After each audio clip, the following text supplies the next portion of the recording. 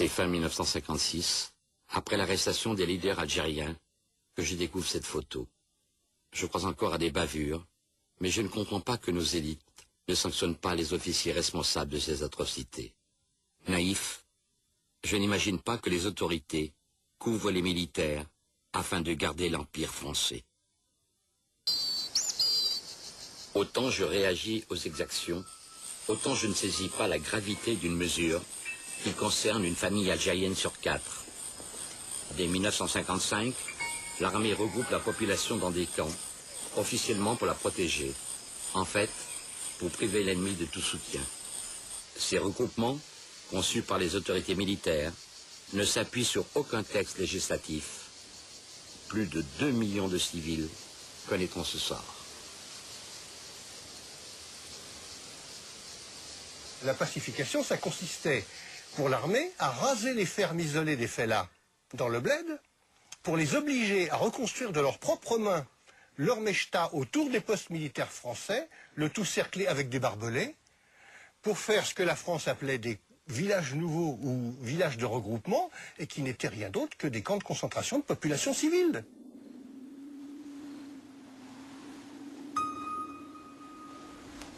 Et quand ces villages ont été faits, le commandant il a dit il faut que chacun ait sa carte nationale d'identité française.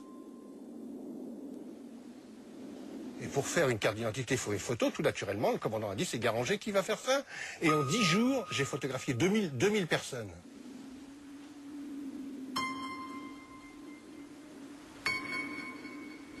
J'ai mis toutes ces photos sur le bureau du capitaine français.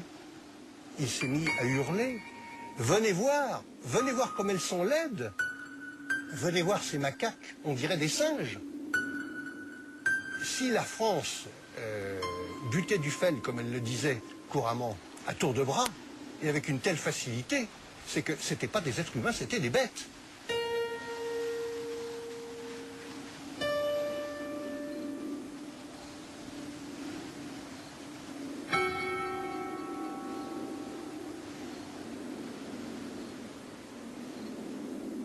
Ils vivaient dans des conditions d'hygiène déplorables, qu'on descendait souvent des enfants morts ou qu'on descendait des enfants très faibles qu'on retapait. Heureusement, on en a sauvé quelques-uns.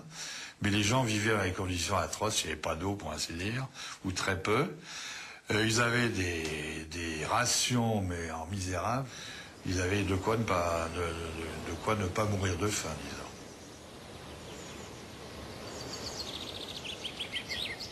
On accordait le droit aux Algériens d'aller travailler leurs champs 4 heures par jour, mais comme en général ces camps se trouvaient à des kilomètres de leurs champs, ils ne pouvaient pas y aller.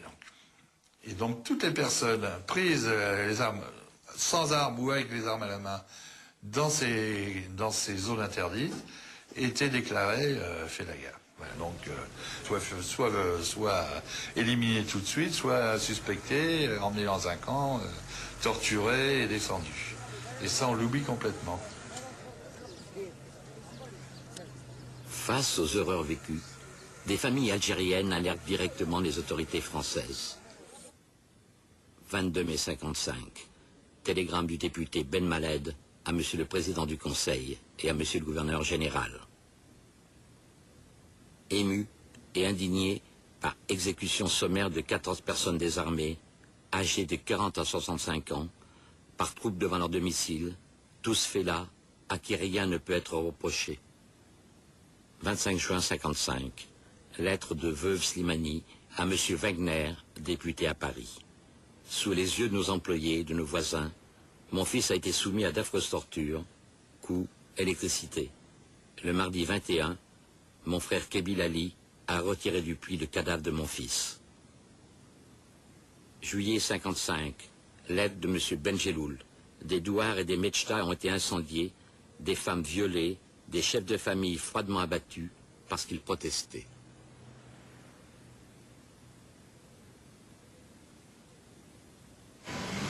Ces plaintes ne trouvent pas d'écho en métropole.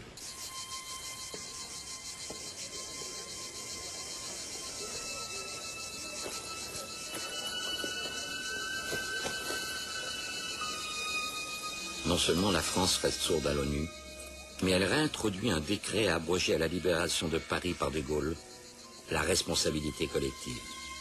Ainsi, chaque habitant d'un village est tenu responsable d'actes d'un des siens. Les Algériens, considérés comme suspects, se trouvent internés sans jugement sur ordre du préfet. Un civil, Pierre Leclerc, qui partage la responsabilité du camp de Joffre, dénonce les mauvais traitements infligés aux prisonniers. Il termine son rapport en évoquant sa honte d'être français. Très vite, il est victime de menaces devant son fils. Des officiers sont venus chez nous, sont passés devant nous, je dirais, sans nous saluer, ont occupé pratiquement la maison, se sont installés avec mon père dans une pièce, un petit bureau annexe, et nous avons entendu les éclats de voix, les menaces.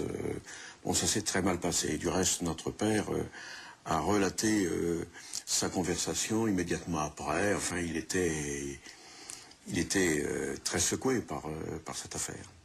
Et c'était une menace de mort, très directement. Mais ça lui a été dit.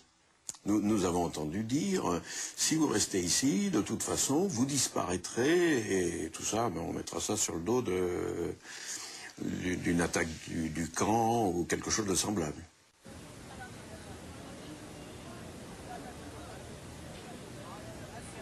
Avant d'être incarcérés dans un camp d'internement, les suspects se rassemblaient dans des centres de triage et de transit, qui permettent à l'armée de mener des interrogatoires en toute quiétude. Nous sommes partis en Algérie avec les consignes que l'on entendait politiques de maintien de l'ordre, de pacification, c'était le terme le plus souvent employé, c'était la contradiction totale. À la fois, on était chargé d'ouvrir les dispensaires, ouvrir les écoles, faire une véritable pacification, et d'un autre côté, pour les besoins du renseignement,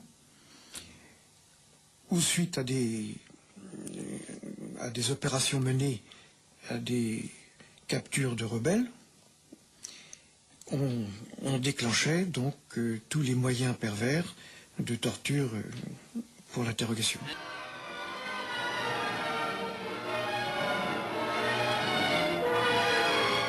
Et la nuit, on entendait les hurlements de ces gens. Et donc récupérer le matin les enfants alors qu'ils avaient entendu dans le camp les hurlements de leur peut-être père ou ami, c'était quand même pas très évident. Stanislas Hutin, fils d'un journaliste, prit de nombreuses photos de ses élèves, et entre autres, du petit Boutout. Il y a un gosse de 14 ans, par exemple, qui avait été pris lors d'une embuscade, je raconte ça dans mon journal, le petit Boutout, qui lui a été également passé à la magnéto. Je l'ai entendu la nuit, j'ai cru d'ailleurs au départ que c'était des cris de chacal, et je n'arrivais pas à penser et à concevoir que c'était le gosse que l'on torture. Comme il y avait d'autres prisonniers, je pensais que c'était les autres. Et c'est le matin que j'ai appris que c'était bien lui, le gamin, qui avait été passé à la magnéto. Je crois qu'il a fallu malheureusement attendre près de 40 ans pour qu'il y ait des aveux, je dirais, de personnalité. Tant est qu'on puisse être une personnalité quand on pratique des choses comme celle-là. Mais il faut bien dire qu'il a fallu attendre 30 ans ou 40 ans pour que, finalement, on ne puisse pas dire « ce n'est pas vrai ». Et dire « ça a été vrai, c'est vrai, je l'ai fait, je l'ai pratiqué ». Je n'ai pas de jugement à porter sur le général Massu ou le colonel Ossarès ou autre, mais que chacun prenne ses responsabilités. Mais l'opinion publique française est largement complice de tout ce qui s'est passé. C'est-à-dire ? C'est-à-dire que je pense qu'on a une certaine idée de la France qui se révolte par rapport à des pratiques comme celle-là, mais finalement, quand on sait qu'elles ont eu lieu, on essaie de s'en défendre.